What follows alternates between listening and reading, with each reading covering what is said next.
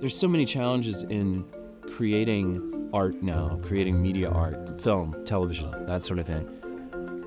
But there's this incredible opportunity that I think we forget sometimes, is that we can make anything, and there's somebody out there, there's an audience for it somewhere.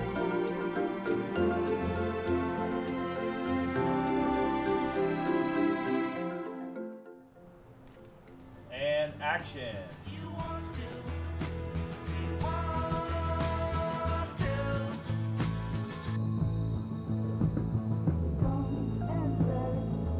This music video, there are thousands, maybe millions of people that will find some enjoyment, some entertainment through this, and encouragement maybe through this thing we're making. Different audience members think different things, and that's actually the power of a great piece of art. As we've enjoyed the success of Electric Jesus and had met a lot of people and had different opportunities, Emily and I were talking, and it's like, it'd be cool if we could do a music video to one of Daniel's songs from the movie. Like really do a music video. Not at this scale. This is not what I was thinking it would be.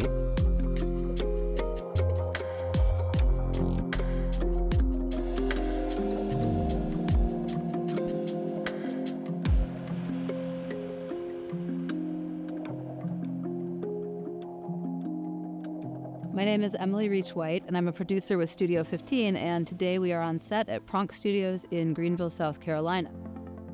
We're here as a co-collaboration with Cargo, doing a music video for Come and Save Me, starring Fred Armisen and Andy Marie Tillman. Like most sort of weird, crazy collaborations that Studio 15 gets involved with, it began with my husband, Chris. He has a habit of just trying to get a lot of people in the room together and make big things happen. We had a chance encounter with the good folks at Cargo, a fellow named David Estrada. And in that collaboration with David and Cargo, 4 or 5 months later, we're here. And it's grown into something much bigger than we ever anticipated.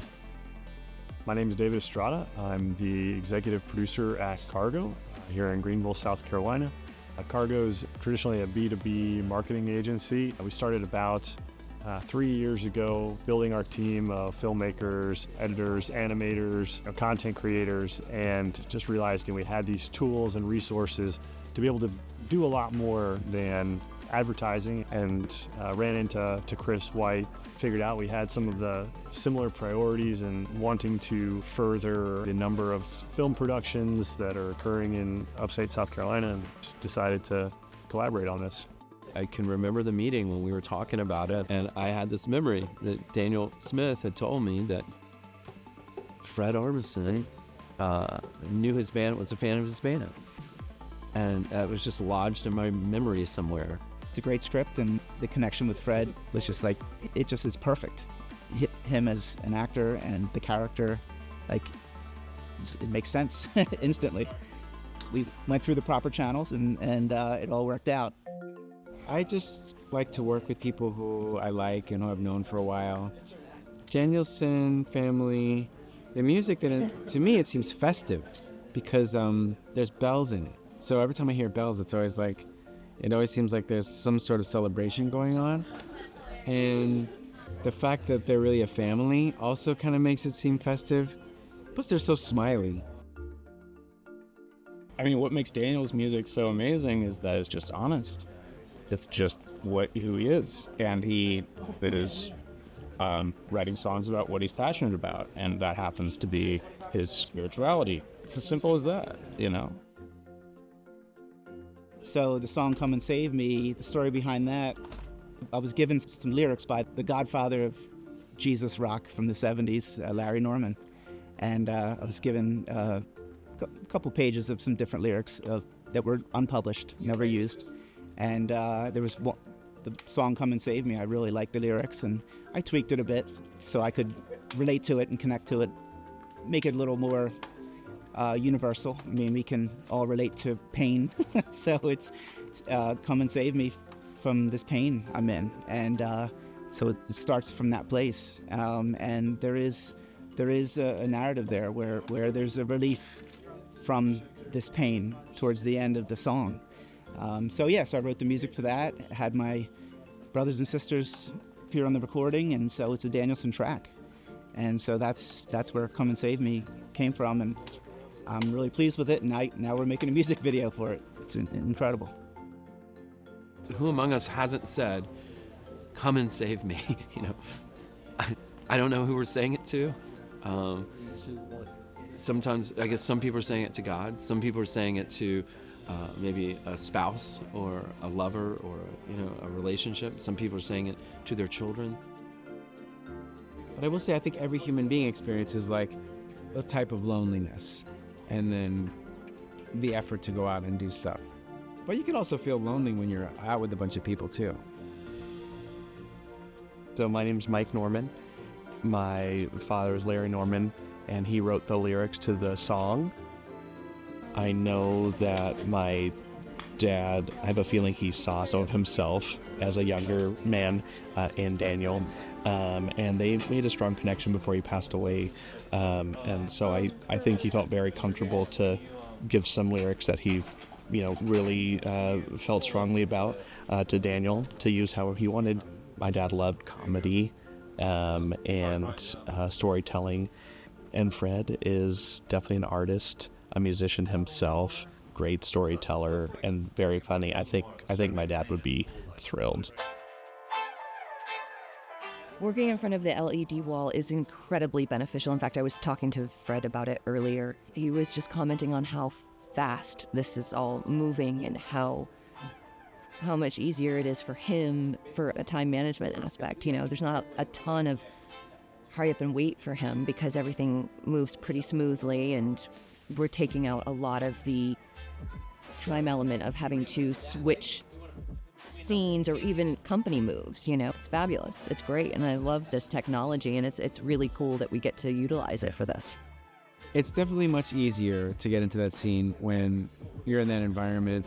Right now it's on green screen, but usually there's sort of settings behind it.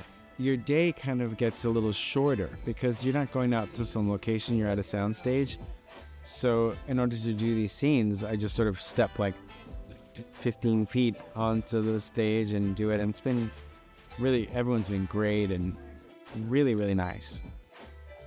The environment creations and animations and working with Pronk Studios on the virtual production supervision and helping us integrate our environments into their system, and working with EP & Co. and the mill, fabricating flooring and our wild walls for our window scenes, and all of those elements combined are what it takes to make something like this Come and Save Me video.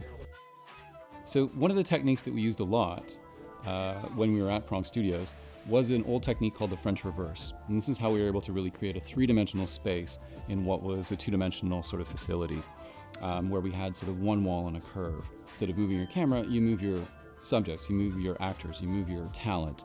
Our set moved with it, which we sort of put all the three-dimensional walls, we had printouts, and we would just sort of map them up. And whatever was on the wall was here, and we had the opposite wall. So there was a case where Hugo's in his apartment, we have this wall behind him, and Fred was sort of like, where's the window that I'm looking out of? Where's the TV that I'm looking at? And we had the insert here. So Fred knew that as he was over here, that his eye line was this way, because he knew the TV on the virtual set, which he couldn't see, was actually going to be here. So it became a sort of a fun spatial reference. Chris let me be the art director for some of this, and which is fantastic. Whether it's the little thing, some of the sculptures, and then the imagery in the Danielson house, as Chris calls it. I wanted to push the playfulness of it with color and, abstract images. And so there were some giant watercolors that I had done with my family on a previous project, and just kind of abstract tree-like. I sent them over, and Ali put them up, and I just said, let's wallpaper everything with these images and really push the joy, but also color and imagery. It could be real, but it's pushing in the surreal. So it's a different time, different world. Technology has changed the means of production in a way that means that you can be a person in South Carolina and have a production. The level of this production, the quality of the production, the technology being used in the production is no different than all the television and film you see.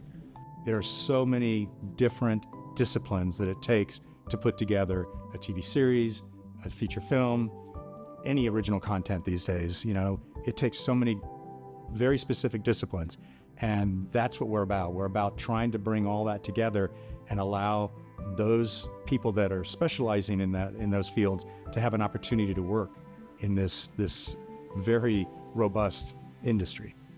South Carolina actually has a great investment culture for film that a lot of people don't know about, and especially the investor class. We're actually the only state in the whole country that has a two-tiered production credit system, where the film itself, the production company that's making the film will get a 25% rebate, so that's a cash rebate. So that's a great incentive for the production, but it actually also has a thing where, like, South Carolina investors who invest in a South Carolina film, they personally get a tax credit. It's really a great time to try to make a go of it at film in South Carolina. As our program continues, as the upstate grows, I think that there's going to be more opportunity for productions to seek a home in the upstate.